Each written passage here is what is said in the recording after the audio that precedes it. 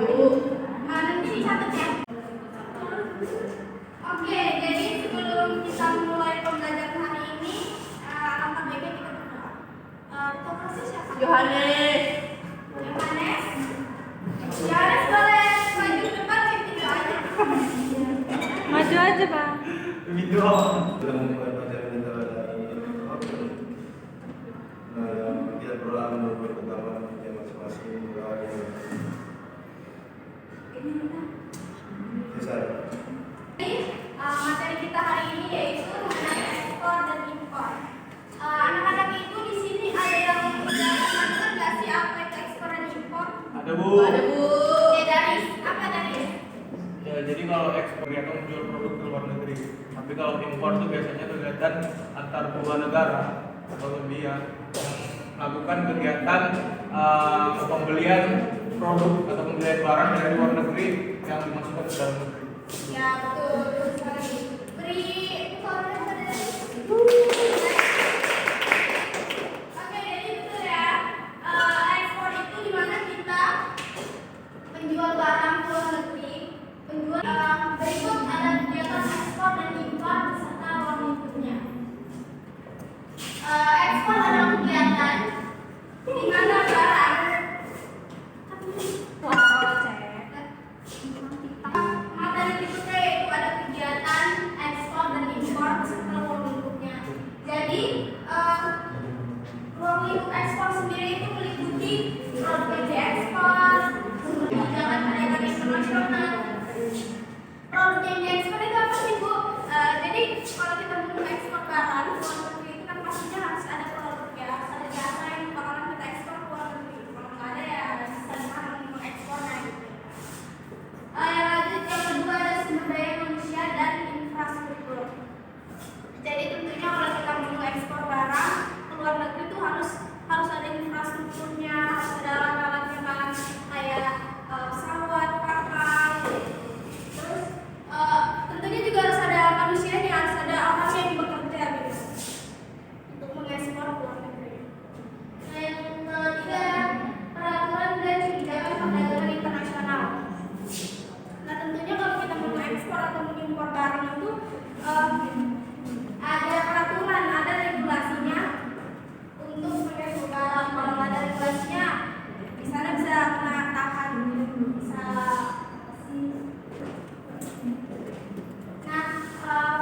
sama seperti tadi ya, ruang lingkup impor sama kayak tadi, kayak barang yang diimpor, terus prosedur bea cukai dan regulasi.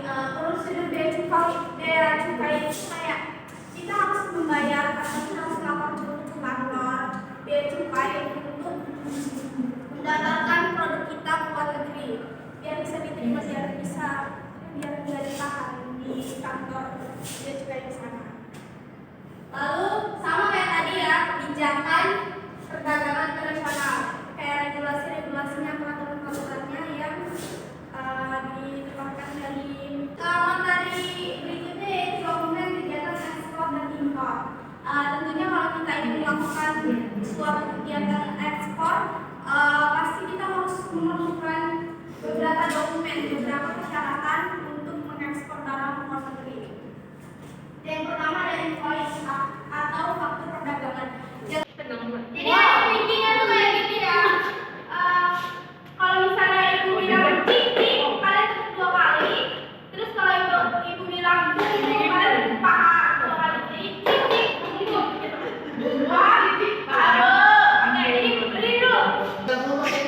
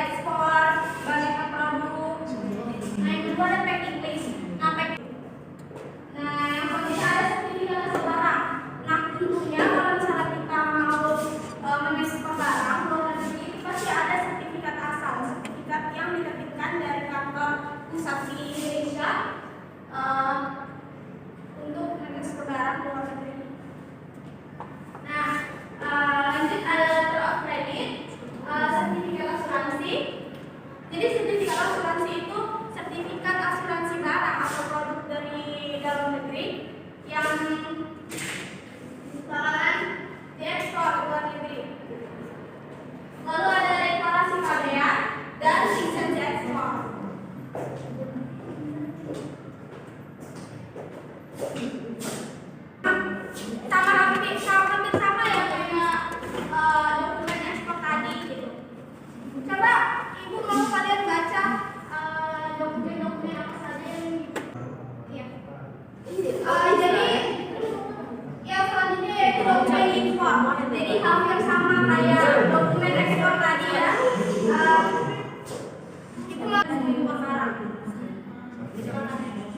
Dokumen kegiatan impor, faktur perdagangan, bill of loading, daftar pengemasan, deklarasi pabean, lalu ada lisensi impor, sertifikat asal barang, sertifikat asuransi, dan terakhir sertifikat fitosanitari. Oke, terima kasih Cynthia. Jadi hampir sama ya kayak tadi, kayak dokumen ekspor, ada deklarasi pabean, impor, sertifikat asal barang, sertifikat asuransi, dan sertifikat fitosanitari.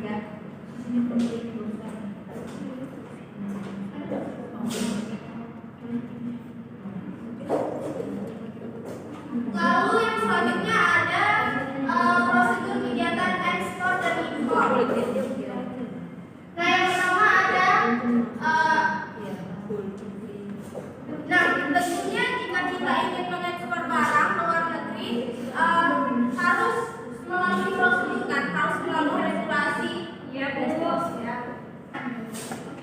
Jadi prosedur ekspor itu meliputi apa saja sih, Bu? Nah, di sini ada poin-poin pentingnya. Yang pertama ada pendaftaran dan perizinan. Jadi kalau kita mau mengekspor barang ke luar negeri, pastinya. Jadi tentunya ya kalau misalnya kita mau mengekspor suatu barang atau jasa ke luar negeri, pasti harus ada prosedurnya. Nah, di sini ada beberapa poin-poin penting prosedur dari ekspor sendiri. Pertama ada pendaftaran dan perizinan.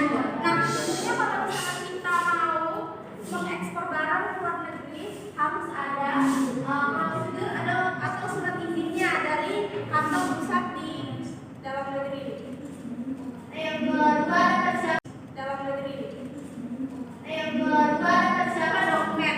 Nah, ini kayak yang tadi ya. Persiapan kalau kita mau ekspor kan harus ada dokumennya kayak tadi. Dokumennya itu bill of lading, terus sertifikat asal barang, sertifikat bea cukai, sertifikat asuransi dan yang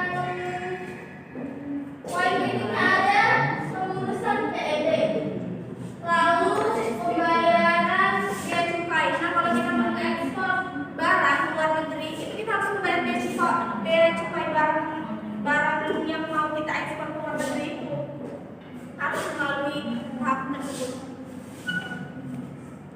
Nah, yang poin berikutnya ada pengangkatan barang.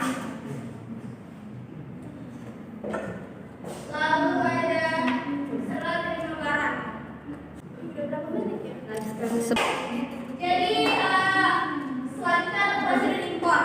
Jadi hampir sama sih sebenarnya prosedur ekspor tadi. Poin-poinnya hampir ya, ada pendaftaran dan perizinan, terus ada persiapan dokumen, ada pengurusan PIB, pembayaran bea masuk, pengeluaran barang, dan distribusi barang. Jadi saya mau nanya sendiri, alasannya sebuah negara itu melakukan ekspor itu untuk apa ya? Apa sebuah negara? Sangat bagus ya Danis. Jadi alasan suatu negara itu melakukan impor barang itu karena tidak adanya ketersediaan barang di dalam negeri. Itu contohnya kayak barang elektronik atau otomotif. Nah, Indonesia itu kan adalah beberapa perusahaan yang memproduksi ada beberapa perusahaan yang memproduksi peralatan elektronik seperti kulkas,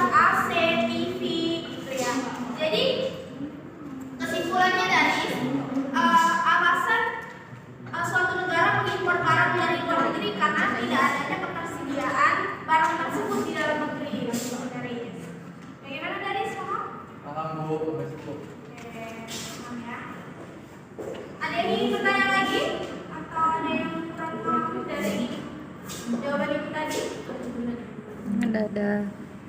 Ada ya, oke.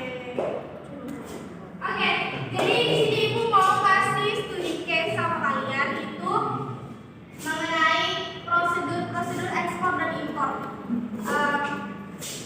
Jadi di sini ada berapa orang ya? 10, Bu. Oh, 10 orang. Jadi ibu mau bagi 5 kelompok. Jadi satu kelompok itu terdiri atas 2 atau 3 orang. Kalian bebas mau milih temannya ya. Jadi tugasnya itu mencari prosedur ekspor dan impor. Terserah kalian mau prosedur ekspornya atau prosedur impornya, bebas ya. Jadi satu kelompok itu ada 2 atau 3 prosedur. Mau ekspor mau impor itu bebas, oke? Oke, boleh dikerjakan dari sekarang.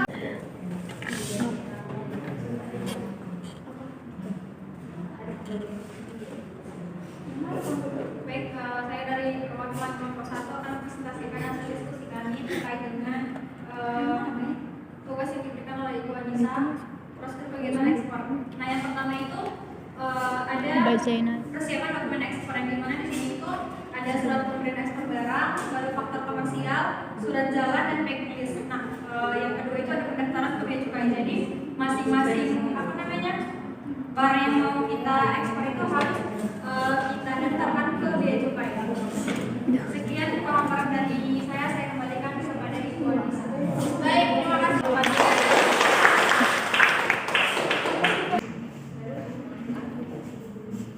Jadi kami menghadapi prosedur ekspor, di mana kami mempersiapkan dokumen ekspor. Yang pertama itu adalah surat pemerintahan ekspor barang atau PMB, dokumen yang menginformasikan barang yang akan diekspor. Terus yang kedua itu ada faktur komersial, di mana faktur yang dikeluarkan oleh eksportir kepada pembelian luar negeri. Terus yang ketiga ada surat jalan atau bill of lading atau disebut BL, dokumen yang menunjukkan barang yang telah diimpor. Terus yang ketiga ada packing list, di mana daftar rincian barang yang dikemas. Terus yang terakhir ada sertifikasi asal barang atau jika diperlukan untuk beberapa negara. Terus Bu ada prosedur impor. Nah, yang pertama itu ada surat pemerintahan impor juga Bu, sama kayak tadi si ekspornya. Terus yang kedua ada faktor komersialnya juga, ada bill of ladingnya juga, ada sertifikat asal barang yang mau kita cek Bu. Oke, terima kasih kepada kita dan kelompok 2 ya. Beri dulu tepuk tangan kita. Oke, terima kasih Novita telah memberi jawaban yang sangat bagus tadi ya. Oke, kelompok selanjutnya ada yang mau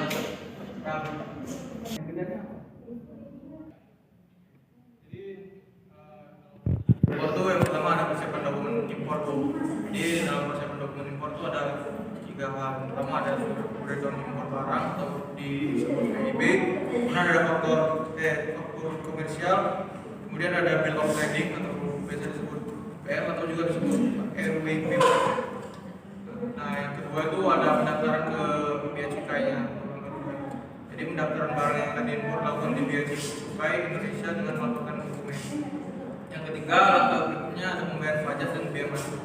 Jadi pembayaran atas bea masuk, pajak impor dan bea lainnya sesuai dengan peraturan yang berlaku di Indonesia. Kemudian selanjutnya pemeriksaan barang oleh bea cukai. Jadi bea cukai itu melakukan pemeriksaan fisik barang dan dokumen terkait untuk memastikan kebenarannya. Kemudian langkah selanjutnya itu sudah pengeluaran barang. Setelah pemeriksaan selesai dan bea cukai sesuai, bea cukai dibayar, barang akan dikeluarkan dari pelabuhan atau bandara. Kemudian yang terakhir itu distribusi barang. Kemudian barang akan didistribusikan ke penerima atau gudang yang akan oleh importer. Oke, terima kasih dari semuanya bersama. Dari kelompok berapa tadi? Kelompok 3 Bu. Oke, terima kasih. Jadi itu tadi ya prosedur-prosedur dari kegiatan ekspor dan impor itu sendiri. Itu berikutnya. Oke. Jadi ya thank you. Tadi kami sampaikan tadi. Di sini ada yang mau memberi kesimpulan atau tanggapan nggak dari Ibu sampaikan? Jadi dari materi yang bisa pelajari bisa kita simpulkan bahwa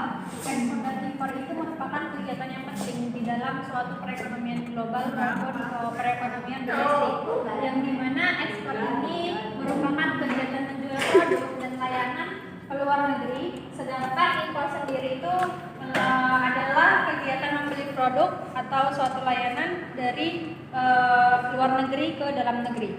Sekian dari saya. Oke.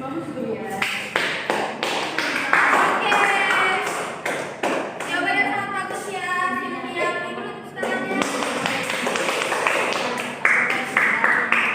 Yang baru saja disampaikan yaitu ekspor dan impor. Yang mana ekspor itu bertujuan untuk mengekspor barang luar negeri, sedangkan impor itu bertujuan untuk kita mengambil barang impor dari luar negeri semuanya. Jadi sebelum kita menutup pembelajaran kita hari ini, kita berdoa dulu ya. Kalau kelas, kalau bimbing doanya, bimbing doanya.